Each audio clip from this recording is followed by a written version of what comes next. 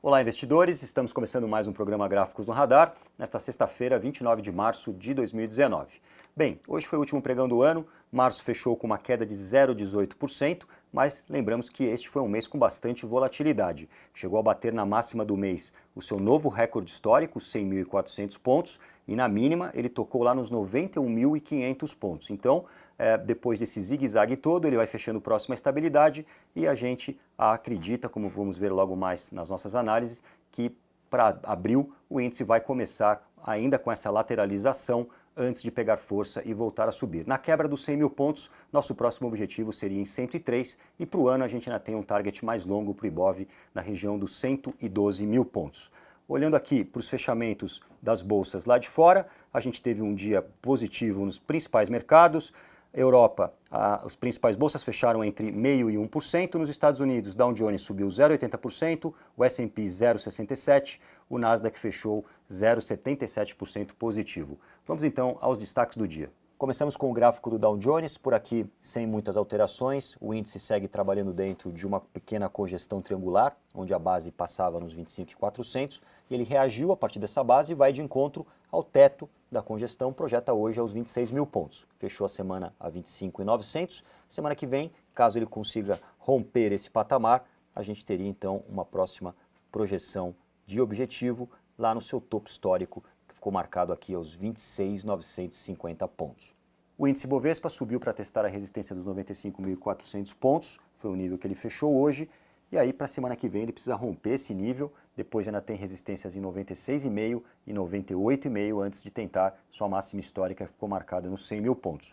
A gente acredita que o índice Bovespa irá entrar num processo de lateralização antes de ganhar força para tentar mais uma vez esse topo. Neste caso, olhando para o lado dos suportes, o primeiro ficou marcado nos 93.400 e o fundo na região entre 91,5, que foi a mínima de ontem, e 91.200, que corresponde ao topo de 2018. Já o dólar iniciou o dia em baixa, ele veio fechar o gap que estava aberto na região dos 3,87, reagiu a partir deste ponto de suporte, fechou o dia na estabilidade aos 3,91.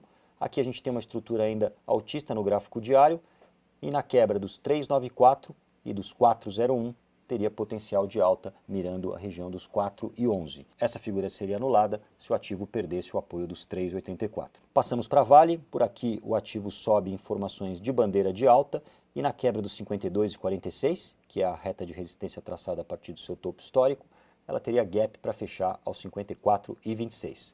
Do lado inferior, o suporte que ampara a estrutura ficou marcado nos 49,22. Passamos para Petro, o ativo segue dentro de um canal de alta, a base desse canal passa aqui próximo aos 27,30 e resistência nos 29,16, sendo que a máxima recente foi 29,61.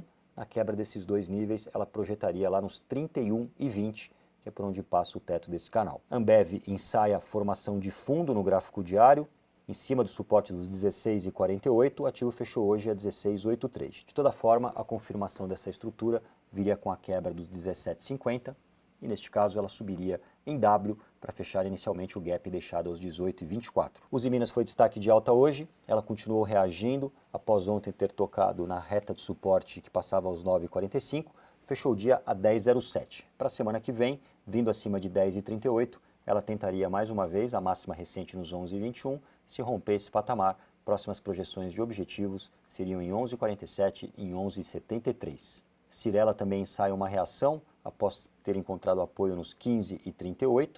Por aqui parece uma formação de fundo. Ela poderia então fazer um pullback até a antiga reta de suporte que ela tinha perdido e que agora oferece principal resistência de curto prazo nos 17,08. Aqui seria o divisor para o ativo voltar para a tendência de alta. Este é o gráfico da CVC numa escala diária. Por aqui o ativo também parece ter encontrado apoio aos 51,66 e na reação vai encontrar a reta de resistência traçada a partir do topo, passa hoje nos 56,70. Esse é o ponto que ela precisaria quebrar para voltar para a tendência de alta e aí a primeira busca seria no 60,09 e mais acima o ativo voltaria a olhar para o seu topo lá no 65,31. A Vivo segue trabalhando dentro de uma congestão retangular de topo. Ela encostou na base dessa congestão que passava nos 45,72 e vai reagindo em direção ao teto lá nos 49,33. Tem resistências intermediárias aos 47,96 e aos 48,64. A CSN tem trabalhado com bastante volatilidade. Hoje ela abriu com um gap de alta, chegou a bater lá próximo aos 16,74, mas depois recuou, fechando o dia 16,20, deixando um candle de dúvida e na semana que vem, caso ela faça um movimento de realização de lucros, ela encontraria suporte aos 15,60. Acima de 16,83, ela teria o topo nos 17,38. Se conseguisse romper esse nível, aí a gente tem uma próxima projeção de Fibonacci lá nos 19,19. Banco do Brasil é um ativo que encontra-se lateralizado no curto prazo, suporte nos 47,19, um pouco mais abaixo tem a linha dos 45, que ainda ampara uma estrutura mais positiva para o médio prazo, e para cima deixou o gap para fechar nos 49,61 e acima desse patamar encontraria principal resistência aos 54,20, que é por onde passa hoje a reta traçada a partir do seu topo histórico. Na quebra dos 54,20, o ativo projetaria uma alta mais forte, mirando lá no 61,86. No último Fique de Olho, mostramos este gráfico de Itaú. O ativo tinha tocado na linha de tendência de alta, que passava aos 32,64 e tinha iniciado uma reação. Hoje ele subiu novamente, quebrou a resistência dos 34,13, vai em busca de um próximo objetivo nos 34,74, que é o suporte mais recente que havia sido perdido. Precisaria superar esse nível para então passar a olhar para a região de topo aos 36,70, a máxima histórica está no 38,02.